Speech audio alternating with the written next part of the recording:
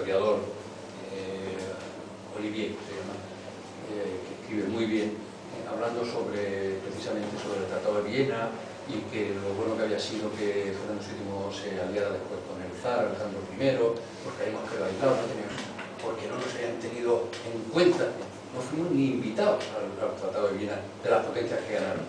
Y luego, de lo más importante contra Napoleón fue el papel de España, porque perdimos 800 batallas, pero la gente, el ejército regular que perdió una batalla, se iban al monte. Y seguía, y aquí fijamos 300.000 franceses. Porque una cosa es ganar una batalla y otra cosa es conquistar un sitio y mantenerlo, es lo que no pudieron hacer los franceses.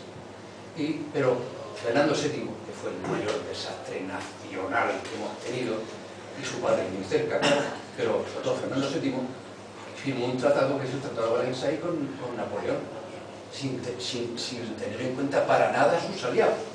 Y en ese tratado no es que fuera un tratado, como decían, obligado para volver a España, no. Es un tratado en el cual reconocía a Napoleón, reconocía a su hermano como legítimo rey de España que había sido, todos los honores que habían tenido los franceses aquí, que él era francesado, y cuando ven el Tratado de Valencia, los prusianos, los ingleses y tal, dicen, pues esto se ha pasado al enemigo. Eso fue un desastre todo por la inquietud, porque ya estaba caído, Napoleón estaba ya hundido, estamos hablando de noviembre del 13, o sea que estaba ya al final, pero le dio la inquietud como Fernando VII solo pensó en él, solamente en él, y en su holgar y gozar, pues, pero en fin. Pero vamos, yo estoy dispuesto a contestaros lo que queráis. En su novela, sobre todo la de la independencia, habla de lo de Apodaca y la derrota de Rossellini, lo de... Sí, claro. Por eso, una de las cosas de conocimiento, el volumen mío, el número 10, el décimo se llama El Falucho Colombo. En los libros de historia leeréis, la primera acción contra los franceses fue Bailén. No.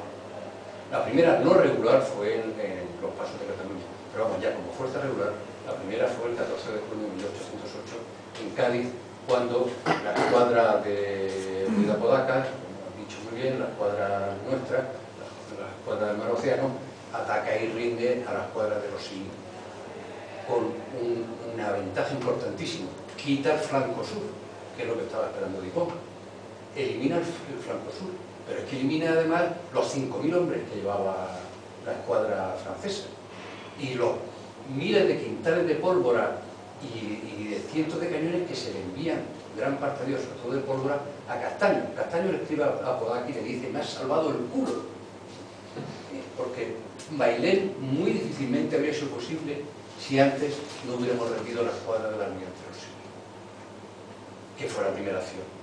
Pero bueno, yo digo que la historia de la Armada no existe, la desconoce todo el mundo. Pero no solamente porque he sido director hasta hace una semana, 13 años, de un museo naval, y vienen muchos colegios, y de vez en cuando me metía a hacer una pregunta. No de historia naval, de historia nada. Yo no sé si a mí es que me encantó la historia, pero yo creo que a esa edad sabía más de la historia. Es una impresionante, pero general, ¿eh? No, pero es que un día tuve universitarios, bueno, tristísimo, pero una cosa impresionante también. No, eran universitarios que estudiaban historia. Desmoralizador. A mí me gustaría hacer una pregunta. ¿Una jarra de cerveza cuántos maravedíes costaba? Es vital para conocer el nivel de vida. Todo dependía. Si utilizamos el pecado nefando o sodomía, o sea que, bueno, estaba bien valorada, imagino. Sí. Yo creo que se puede equiparar con lo que estamos pagando hoy en día. Con el euro. Con el euro. Es bastante parecido, más o menos. Una jarra de cerveza que vale aquí en España. Bueno, un euro. Varía. Pues calcula que serían dos maravedíes. Y además cerveza en aquella época no había en España así, no se bebía mucho en España. En los barcos. No sé si se había, no, en los barcos no. No sé si había ya cerveza en el norte de España, de Europa sí. Pero en España era el vino lo bueno. Había vino de Murcia, vino de Cataluña, de todos los sitios había vino. La Mancha, Sí. el vino cascarrón, donde se mojaba La el Rioja, vinagre. y curiosamente La Rioja no era famoso por el vino entonces. Por las hortalizas. El vino era tan amargo, al vino se le echaba agua y canela o alguna especie, ya cuando había especia, se le echaba alguna especia, porque era vinagre. Canela no, porque era para los reyes solo. No, ya, pero había comandantes de barco que le echaban. Yo te hablo ya pero no del siglo XVI, la canela costaba como 8 barriles de vino. Se le echaba algo, tanto así le echaba natillas. La natilla de media luna que se llamaba.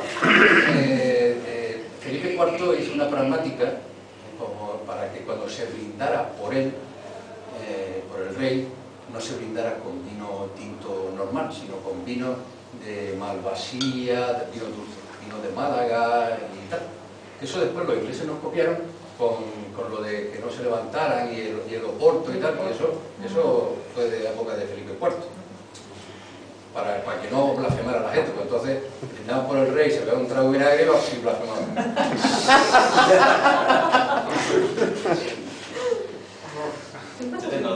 Sí, yo quería preguntar sobre los conocimientos marítimos que tienen. Me imagino que mucho es a nivel teórico, pero si tienen alguna experiencia práctica de haber navegado, de haber... Yo soy capitán de navío, llevo 46 años en la Armada. O sea que un poquito. Un poquito. Está retirado ya.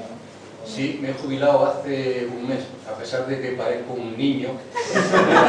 No, y no llegaste nunca a cambiar esas velas en 20 minutos, ¿no? Por la No, redonda. llegué a 23. Sí, que además hasta los palos son distintos. Incluso la inclinación de los palos, los tinteros, es distinto completamente. Patrick O'Brien, el del rigor. Os voy a decir alguno de los... Hombre, imagino que se refería más al valor literario de la obra que a la historia, que al histórico. No, porque ha hablado ha distinguido entre literatura y rigor. También. Hombre, a mí, de los ingleses, el que más me gusta y me gustó siempre Conrad, pero en general, ¿no? Ay, a mí también. Porque prácticamente es poesía casi, hay veces de poesía, entonces no se mete en historia, pero todas estas sagas que son históricas, Era polaco, ¿eh? rigor cero. Y marino. Vamos. Sí, es verdad, polaco y marino. Bueno, Y marino, el fue británico marino. de adopción, De origen pero de polaco. origen polaco, quiero decir, que tenía una Aprendió inglés de mayor. mixtura. Aprendió inglés de mayor. Sí, pero que Igual yo que toda su obra Todo en en inglés, sí. Igual que a Nelson le costó muchísimo aprender a escribir con la mano izquierda. Sería fácil. Y le dolió siempre, le amputaron mal el brazo derecho. Cuando te amputaban mal, y eso era, según los españoles, porque no te ponían manteca de cerdo. Se rellenaba, todo suturado y quemado se rellenaba con manteca de cerdo para evitar infecciones y que no se contrayeran bien. Sí, Se le ponía manteca de cerdo, sí. sí, manteca de Yo cerdo. en alguna de mis novelas he puesto, cuando estaban in extremis, Sí. manteca del indio que había matado enfrente. Claro. Veían al indio que estaba más grueso, más gordito, le veían esto y le sacaban la Manteca. unto. Sí, el unto que dicen en Galicia. Los Pero michelines. Nelson fue el primer producto del marketing histórico, en mi opinión personal. Nelson estaba a punto de cargárselo antes de Trafalgar, y porque murió.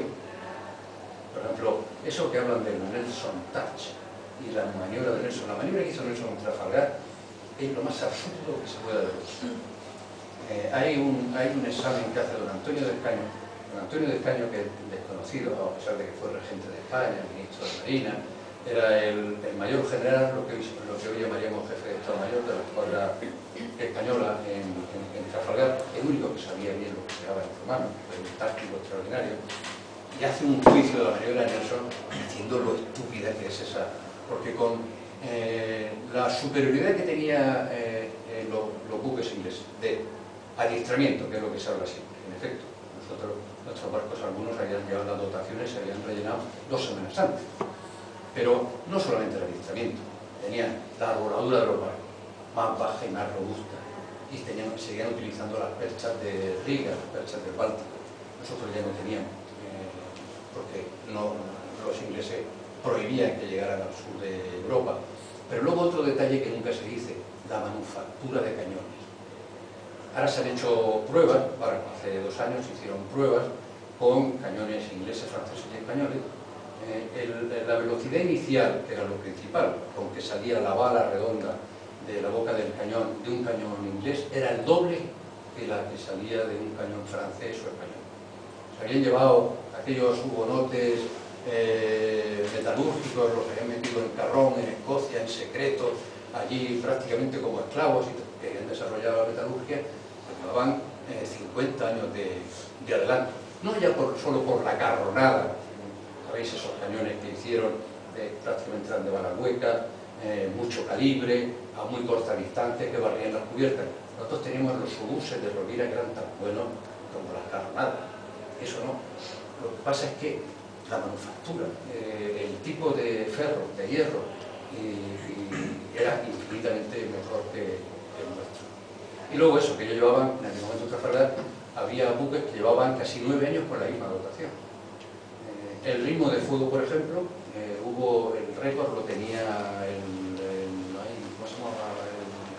Britannia, no, algo británico, que disparaba 3 cada 2 minutos.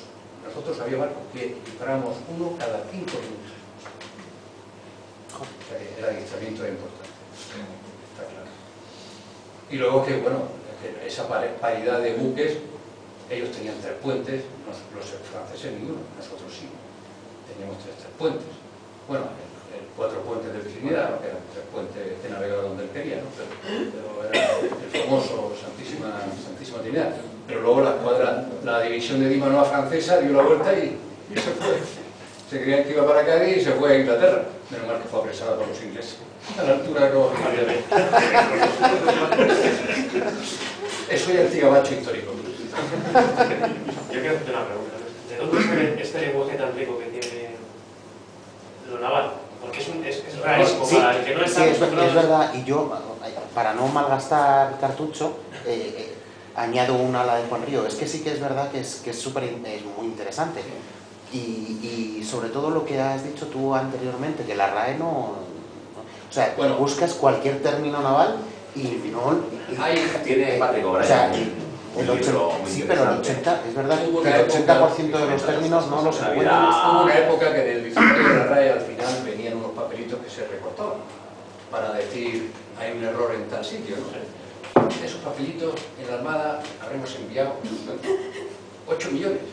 Digo, no, algunas están mal, pero otras es que no están. Y ya, el sumum fue cuando se hizo el diccionario, el Quijote, con el centenario de Cervantes, de la muerte, no me acuerdo ahora mismo, fue hace 4 o 5 años, la RAE publicó el Quijote comentando debajo las palabras que eran pues alarga, cosas así, ¿no? Y de pronto pone en el capítulo 24 de la segunda parte del Quijote, cuando va los galeotes que están cerca de Barcelona, dice, ¿sabes? La chusma. La chusma era el conjunto de esclavos, forzadores y gente de mal vivir que iba ahí 10 años lo máximo que podían vivir ahí, ¿no? Y pone chusma, que abajo pone marinería.